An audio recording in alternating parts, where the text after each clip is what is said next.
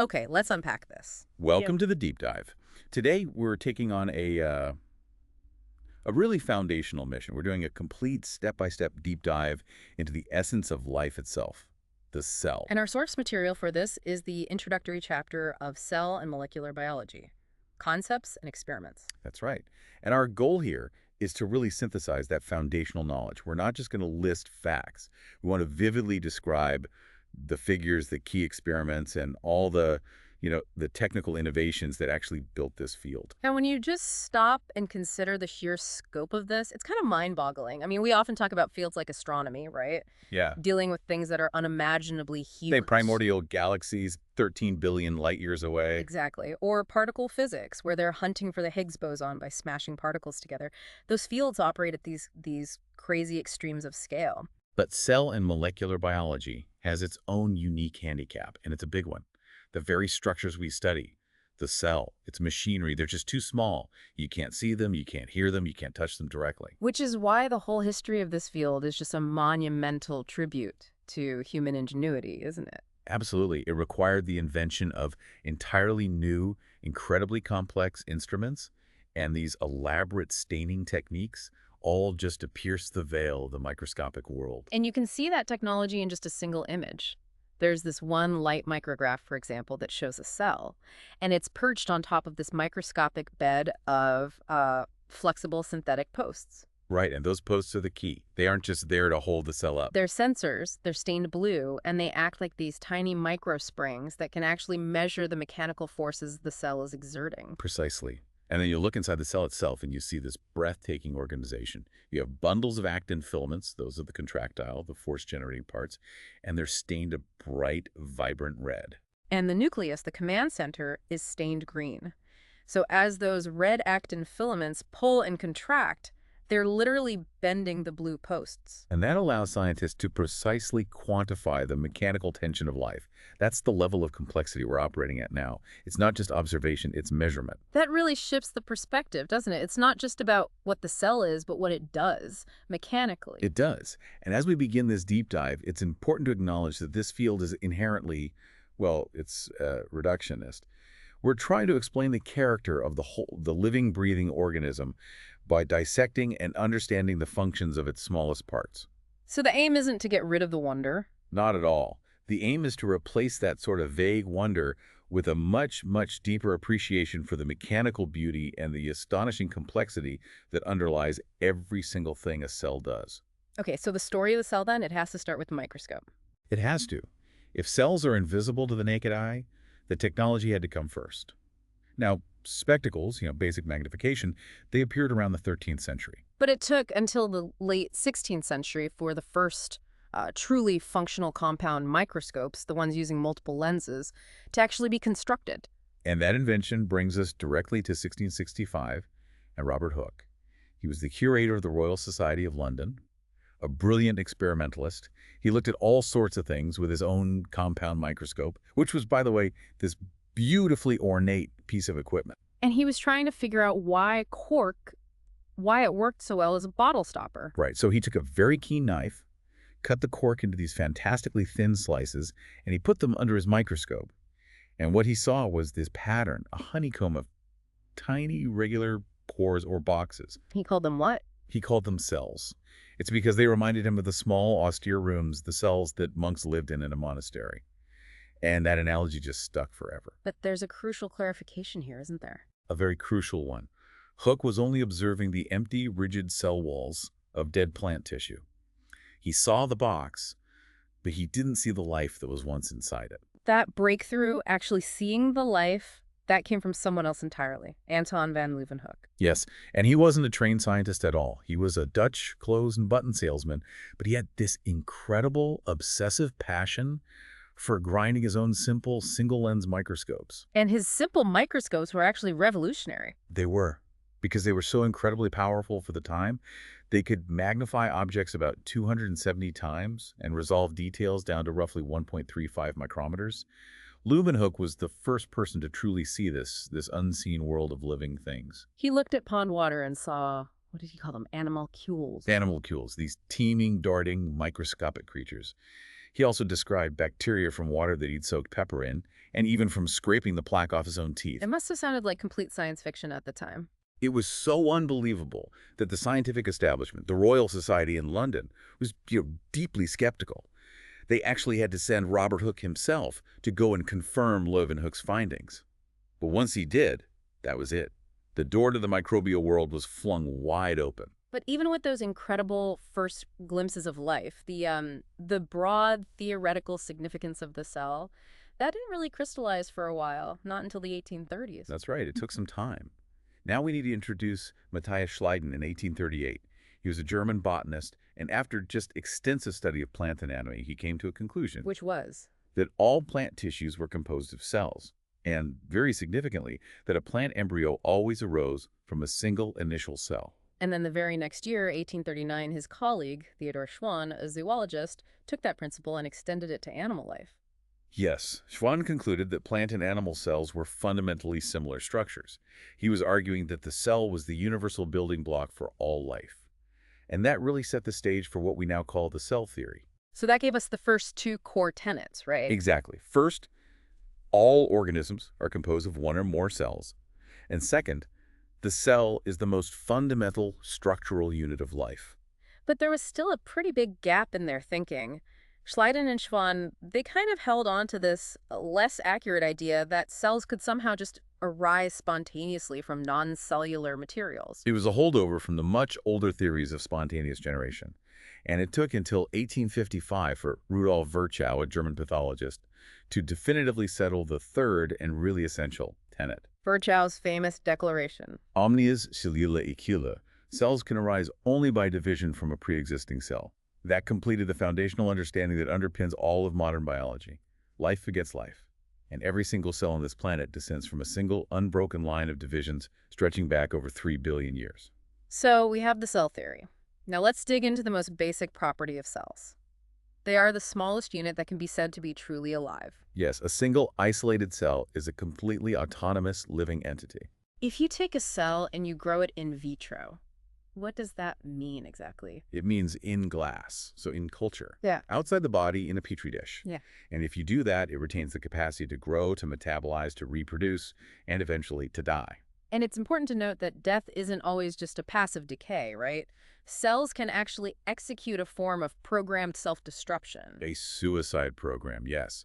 They'll do it if they're damaged beyond repair, if they're no longer needed during development, or, and this is critical, if they threaten to become malignant. They have an internal genetic program for their own elimination. A really iconic example of the cellular resilience is the HeLa cell line. HeLa cells, yes. They were the very first human cells ever to be successfully maintained indefinitely in culture. They were obtained from a malignant tumor in a woman named Henrietta Lacks back in 1951. And they are still being used today. They are. Descended by continuous, robust cell division from that original sample, HeLa cells are grown in labs all over the world. They provide this simplified, standardized system for studying everything from viral infections to cancer.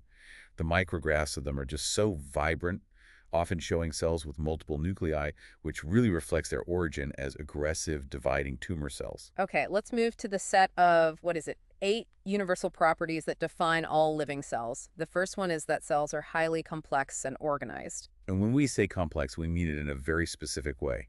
We mean order. We mean incredible consistency, minimal tolerance for error, and intense, constant regulation. The precision is just astonishing. It is. Just consider DNA duplication. When a cell copies its genetic blueprint, the error rate is less than 1 mistake for every 10 million nucleotides it incorporates. And even those few mistakes are usually caught. Almost always. They're spotted and corrected instantly by these highly elaborate repair mechanisms. The quality control is just off the charts. That consistency isn't just about making copies either. It's about the physical structure. And we can visualize this organization so well by looking at the layered complexity of an intestinal epithelial cell, like in figure 1.3 from the source. That figure is perfect for this. If you start at the tissue level, looking at a stained section of a small intestinal villus under a low-power microscope, you see this bright, intricate, folded landscape. It's all designed for maximum absorption. Exactly. Then you zoom into the cellular level, and you see the epithelial cells are packed together so tightly, they're connected like bricks in a wall. And their internal architecture is a masterclass in functional specialization. The apical ends, the surfaces that are facing the intestinal channel where the food is, they're covered in hundreds of these tiny finger-like The extensions. microvilli. And their whole purpose is to dramatically increase the available surface area for absorbing nutrients. But if you zoom in even further, you see the microvilli themselves have this highly ordered internal skeleton. And the skeleton is made of filaments. Filaments, yes, which are polymers of the actin protein, all arrayed in this very characteristic structured bundle. So now we're looking at the molecular level. And you can contrast that with the other end of the cell, the basal end, which is responsible for generating all the energy for that absorption. Right, and that end is just packed with mitochondria. And if we use an electron micrograph to zoom into a single mitochondrion, you can see its own defined internal membranes. The powerhouses. The powerhouses. And on those internal membranes, you find this astonishing molecular complex, Yeah. the ATP synthesizing machine. Molecular models show it projecting from the inner surface like a tiny ball on a stick. And this structure, which is what produces ATP, the universal energy currency, is incredibly complex, and yet it's consistent across all eukaryotes. And that's the thing that really stands out, the evolutionary consistency, the actual structure of that actin filament or the ATP synthesizing enzyme. It's virtually identical in a human, a yeast cell, a snail, even a redwood tree. It is. It means these core structural components were established in our earliest common ancestor, and they've been, well, non-negotiable requirements for life ever since. It's the highest proof of our shared ancestry. Okay, on to property 2. Cells possess a genetic program and the means to use it. The information is stored in genes, which are made of DNA. And when you scale this up, the human genetic program is just vast. If you were to print it all out as text, it would fill millions of pages. And yet all of that information is packaged into these tight little bundles called chromosomes, which are hundreds of times smaller than the dot on the letter I. It's an incredible feat of data compression. This program provides the blueprints for building everything, the directions for all the cell's activities, and Critically, the program for self-replication and the ability of that DNA structure to sustain small, occasional changes, mutations, that's the engine that drives evolution. which brings us to property 3.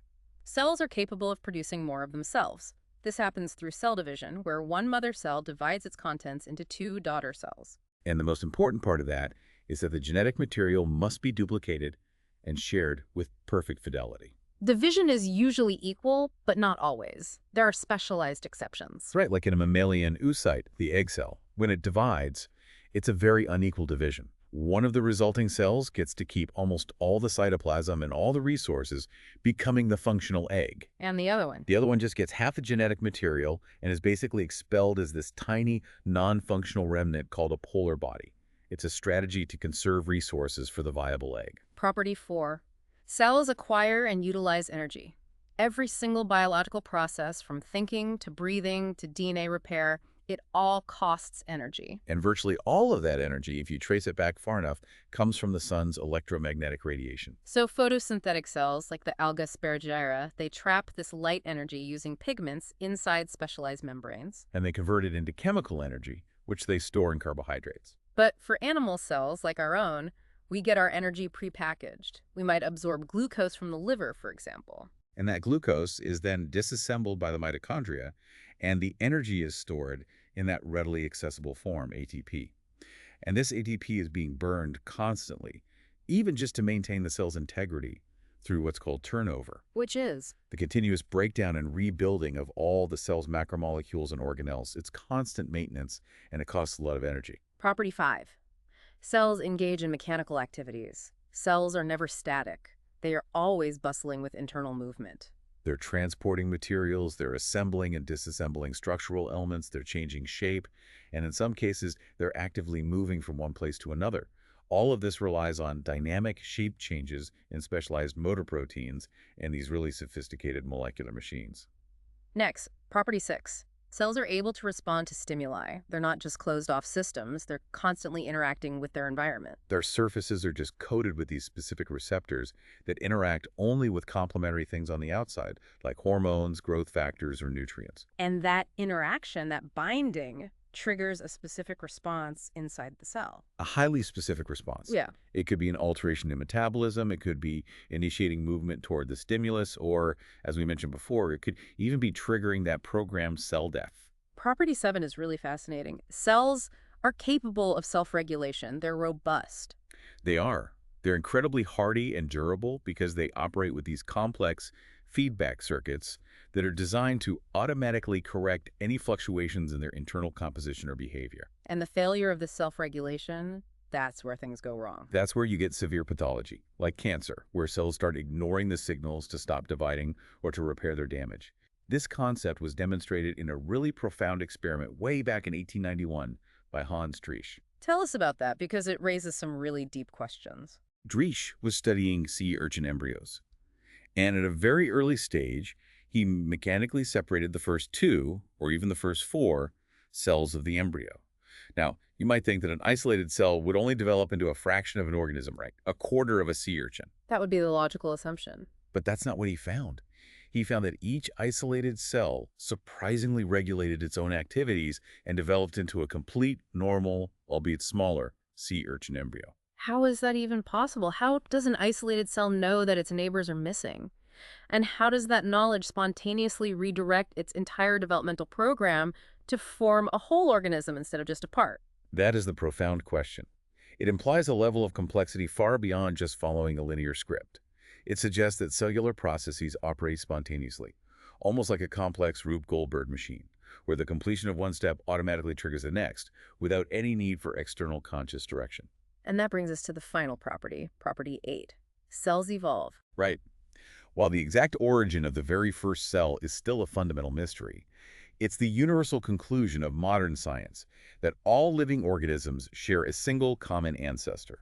The last universal common ancestor, or LUCA, which existed more than 3 billion years ago. The evidence is just overwhelming.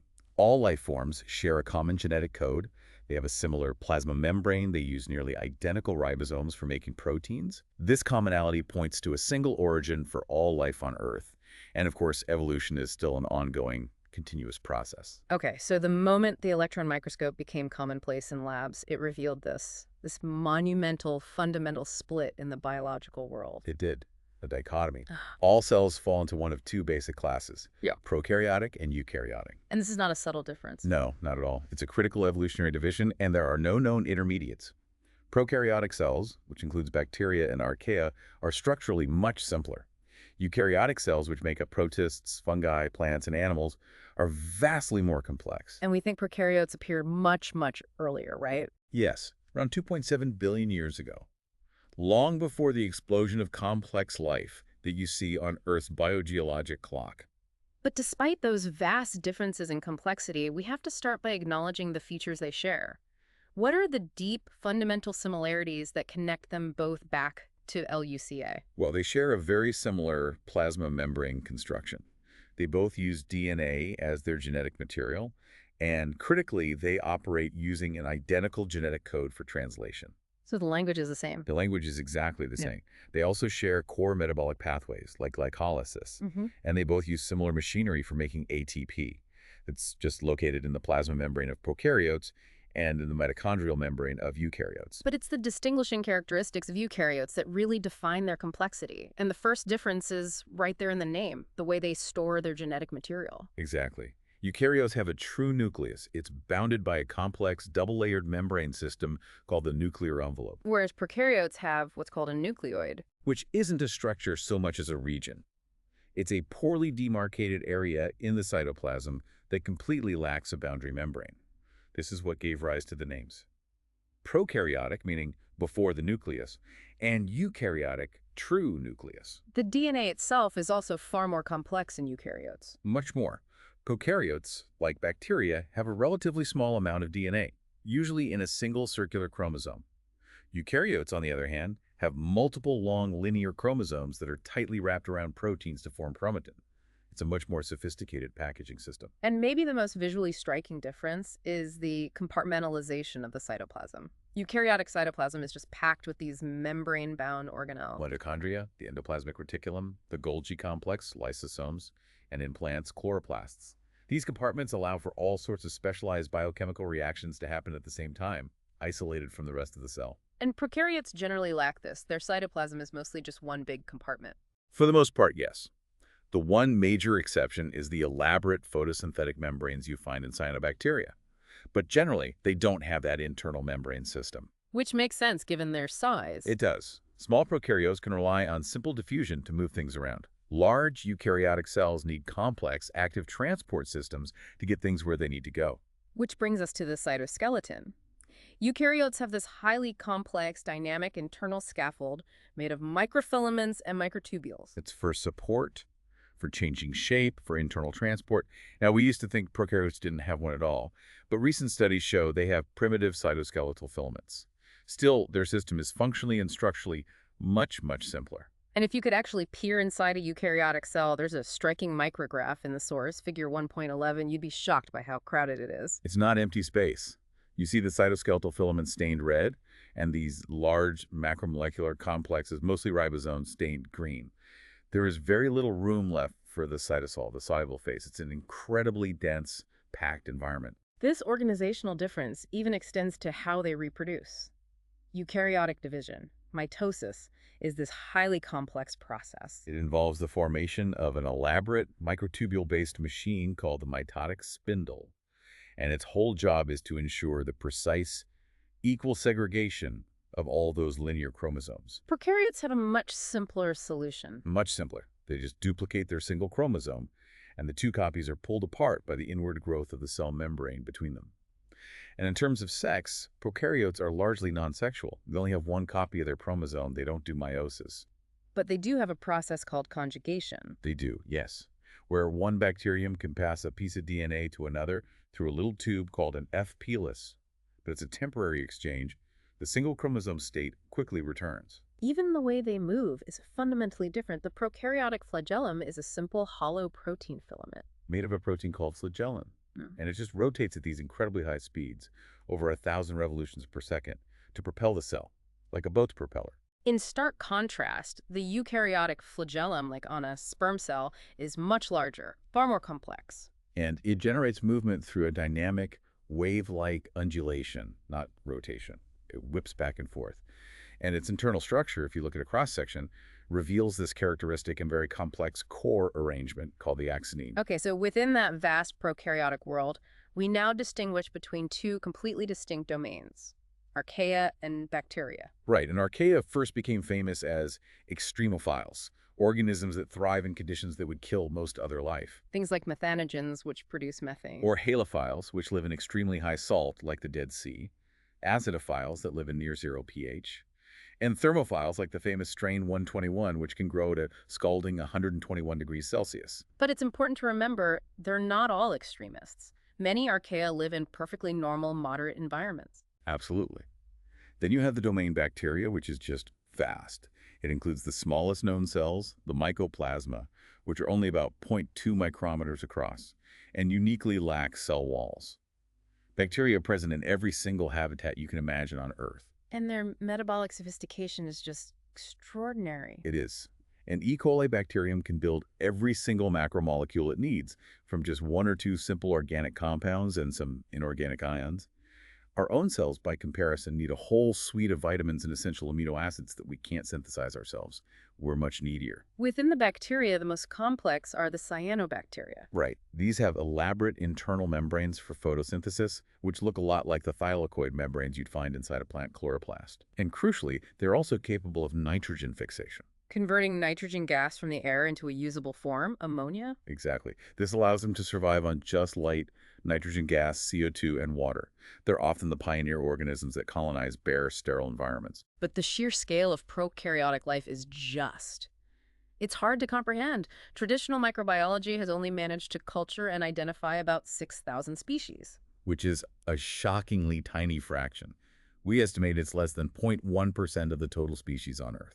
So this knowledge gap is now being closed by a new technique, metagenome sequencing. Right. Instead of trying to grow the organisms, you just scoop up a sample from an environment, soil, seawater, whatever, and you sequence all the DNA you find in it. It's revealing this vast, previously unseen diversity. And the human microbiome is the ultimate case study of this, the collective microbes living on and inside of us. They contain over 1,000 different species and more than 3 million distinct genes.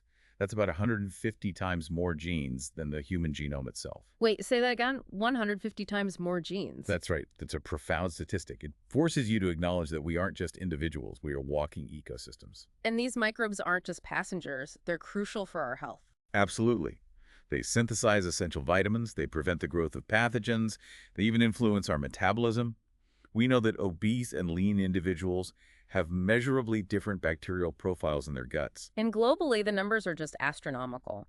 The estimates suggest there are up to 640 septillion, that's a 64, with 28 zeros prokaryotic cells worldwide. And altogether, they sequester a mass of carbon that's comparable to the total carbon present in all the world's plant life combined. Okay, let's switch gears to the types of eukaryotic cells. We find incredible complexity even in single-celled life. We do. Often the most complex eukaryotes are the unicellular protists, like Vorticella. Within the boundary of a single cell, they have to house all the machinery for sensing, for feeding, for movement, for reproduction. They are microscopic survival machines. But the big leap for eukaryotes was the evolution of multicellularity, which involves cell specialization. Right. Starting from a single fertilized egg, the process of differentiation generates roughly 250 distinct cell types in a human body. Nerve cells, muscle cells, bone cells, fat cells, and so on. And this differentiation is guided by signals from the cell's environment during development. Exactly. And while all these specialized cells have the same core set of organelles, their number, their size, their shape, their internal organization, it all varies wildly depending on their specific job. Muscle cells are packed with contractile filaments. Red blood cells throw out their nucleus to become nothing but bags of hemoglobin. Because the diversity of life is just so vast, research has to concentrate on a few key model organisms to build a coherent body of knowledge. It's the only practical way. And there are essentially 6 main models. You have E. coli, the prokaryotic workhorse, Saccharomyces cerevisiae, or baker's yeast, which is the simplest eukaryote. Then for plants, Arabidopsis thaliana. For development, the nematode worm, Caenorhabditis elegans. Right, because it's transparent and has a defined number of cells. Then you have Drosophila melanogaster, the fruit fly, for complex genetics and behavior. And finally, Musculus, the common mouse, which is the indispensable mammalian system that's most applicable to human biology. Let's talk about the sizes of cells and their components. We need to get a handle on the units of measurement here. Okay, so the standard measure for cells and organelles is the micrometer, which is a millionth of a meter. Eukaryotic cells are typically 10 to 30 micrometers across. But for macromolecules like DNA, we have to go smaller. We drop down to the nanometer, which is a billionth of a meter. DNA is about 2 nanometers wide. A ribosome is about 30. And for atomic dimensions, we often use the angstrom, which is a tenth of a nanometer. So this whole issue of scale brings up a critical question. Why are cells so small? Why isn't there a single-celled amoeba the size of a cat? There are 3 main constraints that limit cell size. The first one is the number of gene copies. Most eukaryotic cells only have 2 copies of most genes, and a single nucleus can only produce a finite number of messenger RNAs in a given time. So if the cell's volume gets too large, it just can't produce proteins fast enough to supply the whole thing. Exactly. It creates an impossible bottleneck. The second reason is the surface area to volume ratio. As a cell gets larger, its internal volume increases much faster than its surface area. And the surface is where everything is exchanged with the environment nutrients in, waste out. Right. If the cell gets too big, its surface area becomes insufficient to supply the metabolic demands of its huge internal volume. That's why cells like those in the intestine use microvilli to cheat, to drastically boost their surface area without increasing their volume too much. And the third constraint, which you said is the most visceral, is diffusion time. It is. Movement inside the cell largely depends on the random thermal movement of molecules. And the time it takes for a molecule to diffuse is proportional to the square the distance it has to travel. So a short distance is very fast. But if you increase the distance, the time required explodes. A molecule might take 100 microseconds to diffuse 1 micrometer. But to diffuse a millimeter 1,000 times farther, it doesn't take 1,000 times longer. It takes 1,000 squared, or 1,000,000 times longer. Diffusion becomes prohibitively slow. It's a hard physical barrier on cell size. Finally, in this section, we look to the future, to the field of synthetic biology. This is the field that's aiming to engineer novel life forms or, very ambitiously, to create minimal living cells completely from scratch. And while building a cell from scratch is still firmly in the realm of hypothesis, there have been some incredible achievements. There have. In 2010, researchers led by Craig Venter achieved a groundbreaking feat. They chemically synthesized an entire bacterial genome and then successfully transplanted it into a recipient cell, effectively transforming one bacterial species into another. So they created a custom genetic blueprint and booted it up in a living container. Precisely. And this allows us to engineer organisms for very specific practical purposes. People are engineering cyanobacteria to produce diesel fuel directly from sunlight, or getting E. coli to ferment seaweed into biofuel. These cells become living, bespoke manufacturing plants. And here's where all this complexity intersects directly with human medicine. The prospect of cell replacement therapy. We're talking about stem cells. Right, these cells with the astonishing power to renew themselves and differentiate into specialized cell types. We can distinguish first between adult stem cells. These are undifferentiated cells that are multipotent. What does that mean? It means they can differentiate into a limited number of mature cell types, usually restricted to the tissue where they reside. So you have hematopoietic stem cells in bone marrow making blood cells, or satellite cells next to muscle fibers that can repair injured muscle. Exactly. And the clinical promise here is strong, mainly because there's a low risk of immune rejection. In some trials, they've harvested cardiac stem cells from heart attack patients, grown them in a lab, and reinfused them. And the results? They showed significant replacement of damaged heart muscle tissue. And the key advantage is that it's an autologous treatment. The cells come from and go back into the same patient. No rejection. Then we have the more powerful but more controversial embryonic stem ES cells. These are isolated from the inner cell mass of a very young mammalian embryo at the blastocyst stage. And their defining characteristic is that they are pluripotent. Meaning they can differentiate into every single cell type in the body? Every single one, which gives them the ultimate therapeutic potential. Scientists are working hard to master the precise chemical signals needed to coax these cells into becoming specific cell types, like pancreatic beta cells for diabetics or nerve cells for spinal cord injuries. But there are significant risks that have to be managed. The primary risk is the formation of teratomas.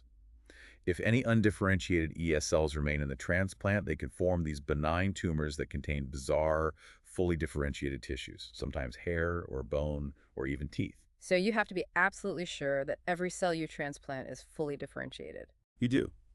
And the other big challenge has always been immune rejection.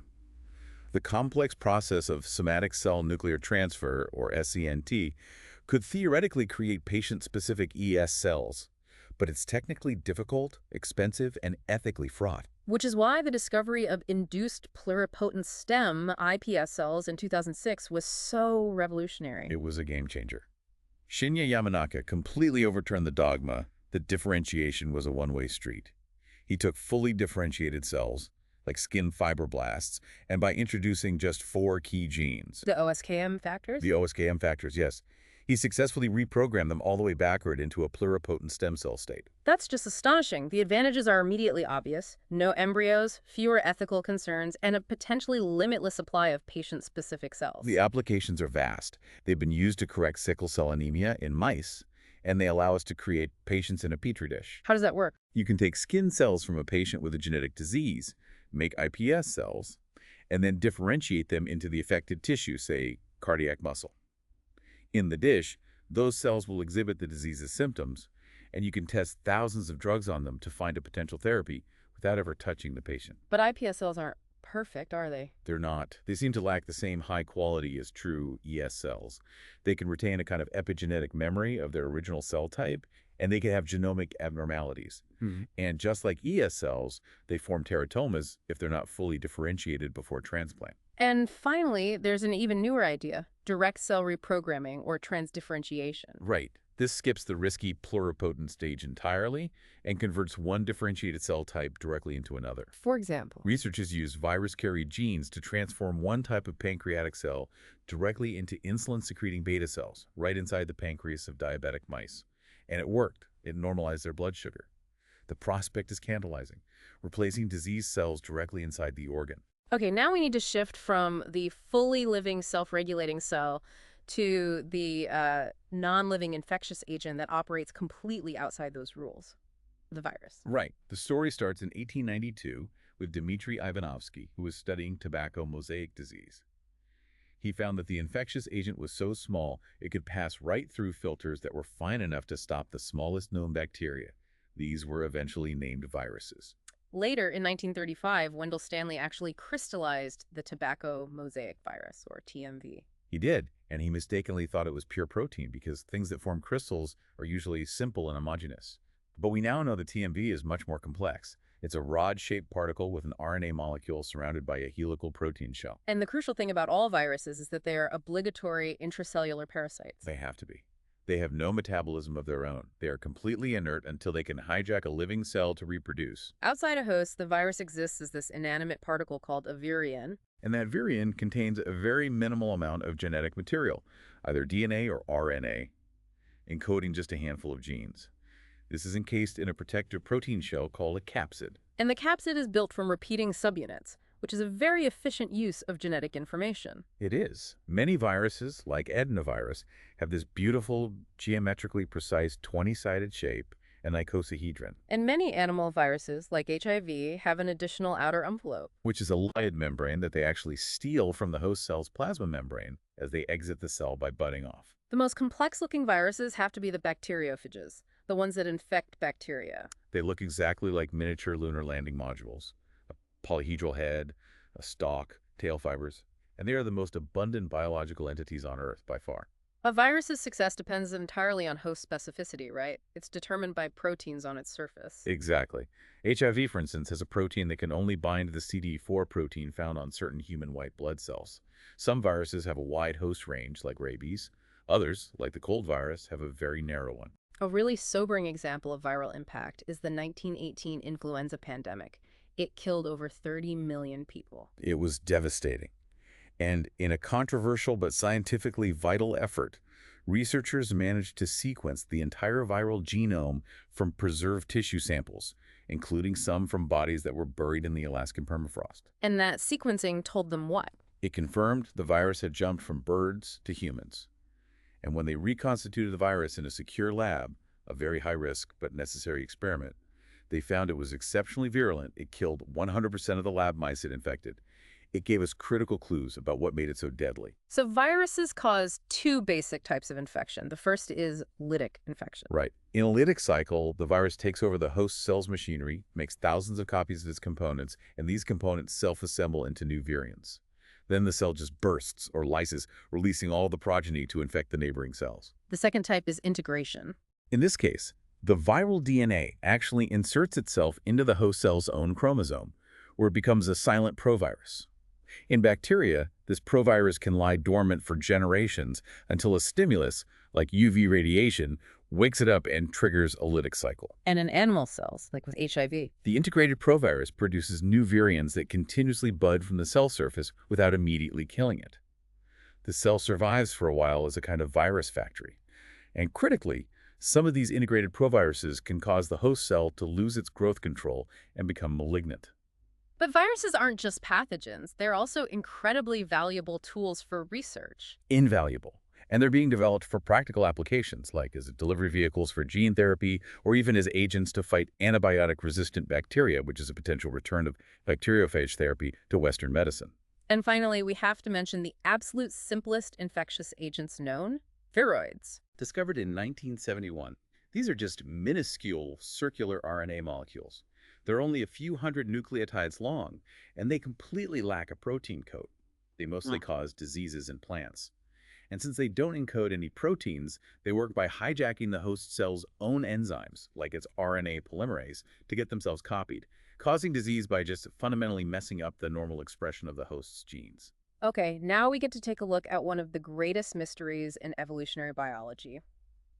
The origin of the complex eukaryotic cell from its simpler prokaryotic ancestors. This brings us to the widely accepted endosymbiont theory, which was championed most famously by Lynn Margulis. And the theory posits that some key organelles, specifically mitochondria and chloroplasts, evolved from small prokaryotic cells that were engulfed by a larger host cell. And then just lived symbiotically inside it. The theory starts with our earliest ancestor, which was probably a large anaerobic heterotrophic prokaryote. So it couldn't use oxygen and had to eat other things for energy. Exactly. And the proposed sequence of events is that this large prokaryote ingested a smaller aerobic prokaryote, one that could use oxygen. The evidence suggests this was an ancestor of modern Rickettsia bacteria. But instead of being digested, it just took up permanent residence. It did. And over evolutionary time, this oxygen-respiring endosymbiont evolved into the modern mitochondrion. At the same time, parts of the host cell's own plasma membrane likely folded inward to form the nuclear envelope and the endoplasmic reticulum. And that completed the formation of the first pre-eukaryote. Mm-hmm. This is the ancestor that gave rise to protists, fungi, and animals. The fact that every living eukaryote either has mitochondria or shows clear genetic evidence of having lost them supports this as being a very early universal event. But the chloroplast came later. A later acquisition, yes. A primitive eukaryote, which already had a mitochondrion, then ingested a photosynthetic cyanobacterium. And this cyanobacterium subsequently evolved into the chloroplast, giving rise to all modern algae and plants. So if this happened billions of years ago, how can we possibly find evidence for it? There's no fossil record for organelles. You have to rely on phylogenetic classification using informational molecules.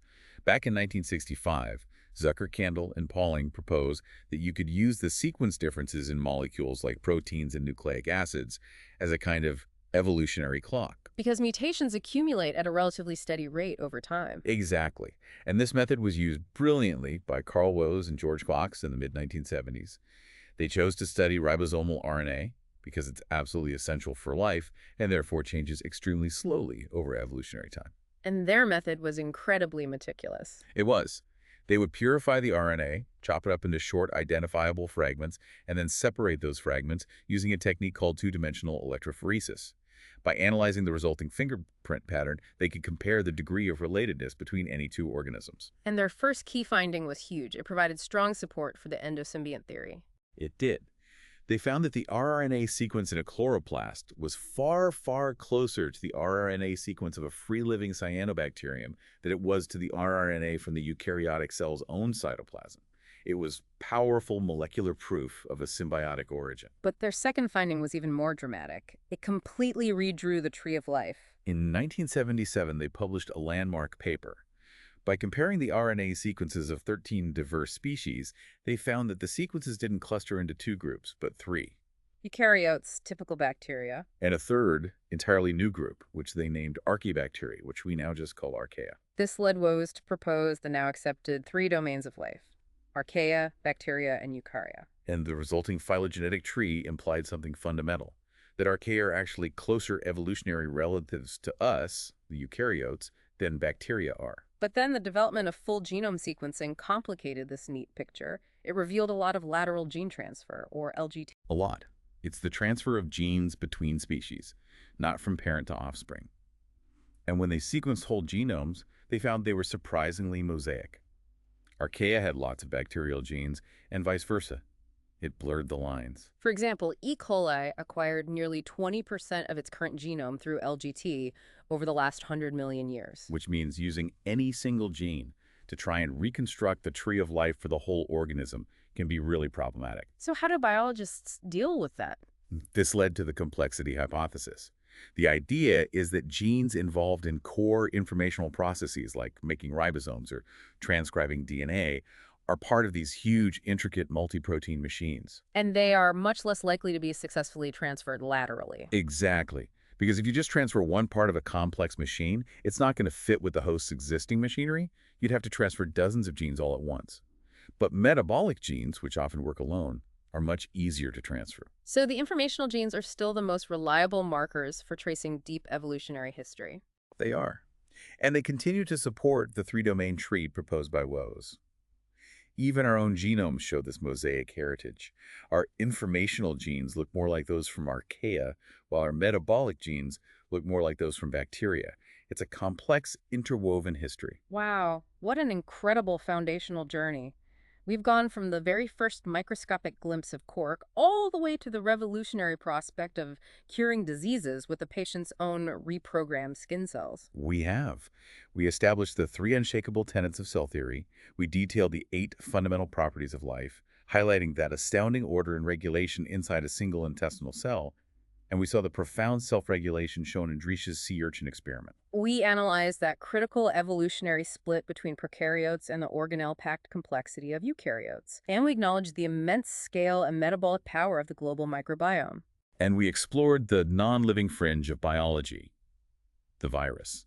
noting its structure, its lytic or integrated life cycle, and its use as a biological tool. We finished by tracing that epic path of life, supporting the endosymbiont theory and understanding the challenge that lateral gene transfer poses to the traditional tree of life. So if you take one final thought away from this entire deep dive, let it be this, something that connects back to our initial discussion of complexity and scale.